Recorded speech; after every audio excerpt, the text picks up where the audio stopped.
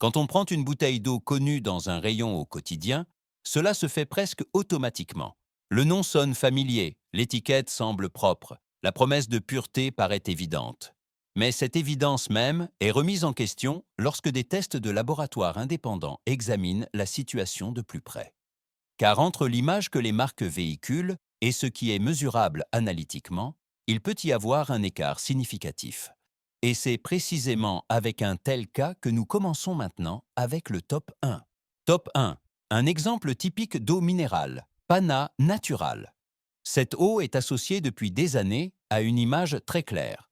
Bouteille en verre élancée, design sobre, souvent vu sur les tables de restaurants, associée à l'idée de naturalité et de qualité supérieure. Beaucoup de gens optent précisément pour ce produit, souvent avec le sentiment de faire un choix conscient et sûr. Mais dès que l'on examine les résultats des tests de laboratoire indépendants, cette image devient plus complexe. Dans plusieurs analyses, une concentration relativement élevée de TFA a été détectée ici, une substance chimique considérée comme extrêmement stable et donc de plus en plus surveillée de manière critique. Il est particulièrement frappant de constater que cette eau a même présenté la valeur de TFA la plus élevée mesurée dans certaines études. Parallèlement, d'autres tests montrent un résultat apparemment positif. Aucune trace de pesticides n'a été détectée. C'est précisément cette contradiction qui rend l'évaluation difficile. D'un côté propre en ce qui concerne les pesticides, de l'autre côté frappant pour les résidus persistants. Pour les consommateurs, il en résulte une zone grise entre confiance et doute. Peut-on se fier uniquement à l'image haut de gamme lorsque les chiffres en arrière-plan soulèvent des questions? Ou, surtout pour les produits particulièrement connus, un examen plus approfondi est-il plus judicieux qu'un achat d'habitude aveugle? Top 2. Un exemple typique d'eau minérale. Levissima Natural. Cette eau est associée depuis des années à une image très claire. Haute montagne, source claire, nature intacte. Dans la perception de nombreuses personnes, elle représente la pureté et la fraîcheur et une origine qui inspire confiance. C'est pourquoi elle finit souvent dans le panier d'achat sans qu'on y réfléchisse longtemps. Cependant, les résultats des tests de laboratoires indépendants brossent un tableau nettement moins idyllique. Dans plusieurs études, une quantité accrue de TFA a été détectée ici, dans certains cas même l'une des valeurs les plus élevées après l'exemple précédent. De plus, dans certaines analyses, une teneur en arsenic plus élevée a été mesurée que dans de nombreux produits comparables, même si elle reste inférieure aux limites légales. Il est également frappant de constater que plusieurs substances actives différentes du domaine des pesticides ont été détectées ici. Non pas un seul résidu, mais plusieurs. Tout cela donne une image difficilement compatible avec l'idée de pureté montagnarde promue. Lorsqu'un produit promeut l'authenticité, on s'attend à de la clarté également dans les valeurs mesurées. Mais que se passe-t-il lorsque des incertitudes apparaissent précisément là? L'image de la nature est-elle vraiment aussi intacte qu'il y paraît? Ou nous fions-nous trop à des récits familiers? Top 3. Un exemple typique d'eau minérale, Ulmeta Natural. Cette eau fait partie des produits que beaucoup de gens achètent tout naturellement. Pas de grande publicité, pas d'image forte de luxe ou d'exclusivité, mais une bouteille simple qui finit sur les étagères principalement en raison de son prix et de sa disponibilité constante. C'est souvent là que naît l'idée, l'eau est de l'eau. Il ne peut pas y avoir de grandes différences. Mais cet exemple montre aussi que cette hypothèse est trop simpliste. Lors de tests indépendants, Ulmeta a été classé dans le groupe des produits qui n'ont pas obtenu un bon jugement global. Le point décisif a également été ici la présence avérée de TFA. Il ne s'agit pas d'une exception isolée, mais d'un résultat mesurable qui montre que même pour les marques de distributeurs discrètes, il convient d'examiner attentivement. Cet exemple montre clairement qu'un prix bas ou une présentation neutre ne garantit pas une composition sans problème. C'est précisément parce que de tels produits sont achetés quotidiennement et en grande quantité qu'un examen attentif est utile. Si l'on boit de l'eau régulièrement, chaque petite décision ne compte-t-elle pas? Et est-il vraiment judicieux de supposer que tous les produits sur les étagères sont automatiquement équivalents? Top 4. Un exemple typique d'eau minérale, Maniva Natural.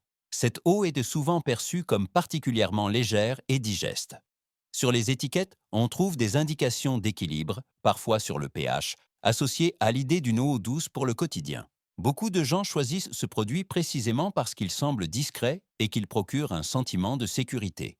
Mais là encore, des études indépendantes brossent un tableau plus sobre. Dans les tests de laboratoire évalués, Maniva a été classé dans le groupe des produits qui n'ont pas obtenu un jugement suffisant dans l'ensemble. Le facteur décisif était à nouveau la présence constatée de TFA. Certes, cette eau ne fait pas partie des exemples les plus frappants ou les plus contaminés, mais elle se situe clairement en dessous des produits classés comme non problématiques. C'est précisément cette position intermédiaire qui rend l'évaluation difficile. Ce n'est ni un exemple négatif extrême, ni une recommandation claire. Pour les consommateurs, une question simple mais importante se pose. Suffit-il de ne pas faire partie des pires? Ou, pour les produits quotidiens en particulier, devrait-on rechercher spécifiquement ceux qui obtiennent de meilleurs résultats au test? Top 5. Un exemple typique d'eau minérale, Saguaro Natural. Cette eau représente avant tout une chose, un prix très abordable. Elle est souvent achetée en grande quantité, souvent par caisse, et est considérée par beaucoup comme une solution pragmatique pour les besoins quotidiens. C'est précisément là que naît rapidement le sentiment de faire une bonne affaire. Mais même pour ce produit, un examen attentif des résultats des tests indépendants s'impose. Dans les échantillons examinés, Saguaro a également été classé dans le groupe des eaux minérales qui n'ont pas obtenu un bon jugement global. La raison principale était à nouveau la présence avérée de TFA. De plus, d'autres analyses ont montré la présence de résidus de produits phytosanitaires, même si ceux-ci se situaient dans les limites légales. Cela peut sembler rassurant au premier abord, mais cela ne change rien au fait que ces substances sont mesurablement présentes. Cet exemple montre très clairement qu'un prix bas n'équivaut pas automatiquement à un meilleur choix. Lorsque l'eau est consommée quotidiennement, les petites différences s'additionnent avec le temps. Est-il donc judicieux de ne faire dépendre la décision que du prix? Ou, surtout pour les produits bon marché, devrait-on se demander plus précisément ce que l'on boit réellement? Top 6. Un exemple typique d'eau minérale, Fuji Natural. Cette eau porte avec elle une histoire particulière. Depuis des décennies, elle est associée à la tradition, au bien-être et à des propriétés spéciales. Beaucoup de gens connaissent ce nom par des récits, des cures ou des recommandations d'autrefois. C'est précisément cette confiance historique qui en fait un choix évident pour beaucoup. Cependant, les résultats des tests indépendants brossent un tableau nettement plus sobre. Dans les évaluations, Fuji a reçu un jugement globalement insuffisant. La raison réside non seulement dans la présence constatée de TFA, mais surtout dans une teneur en arsenic relativement élevée, qui, bien que restant inférieure aux limites légales, est notable par rapport à d'autres produits. À cela s'ajoute l'évaluation de l'emballage, qui pèse négativement en termes d'aspects environnementaux. Pris isolément, aucun point ne semble alarmant. Mais dans l'ensemble, il en résulte une image nettement moins exceptionnelle que ne le suggère l'image traditionnelle. Si un produit est considéré comme spécial depuis des décennies, ne s'attend-on pas également à des résultats convaincants lors des tests actuels? Ou nous fions-nous parfois trop à d'anciennes promesses sans les remettre en question? Top 7.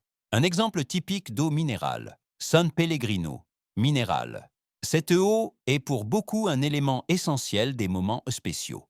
Elle se trouve sur les tables de restaurants, dans les hôtels, lors d'occasions festives et est souvent associée au plaisir et à une exigence élevée. Le nom seul véhicule qualité et fiabilité. C'est pourquoi un examen des résultats des études indépendantes est surprenant. Dans plusieurs analyses, des résidus de divers pesticides ont été détectés ici, parfois plusieurs substances actives différentes au sein du même échantillon. Certaines de ces substances sont examinées de manière critique dans la littérature scientifique, en particulier en ce qui concerne les effets à long terme possibles. De plus, du TFA a également été détecté ici en quantité mesurable, bien que pas dans les concentrations les plus élevées par rapport à d'autres exemples.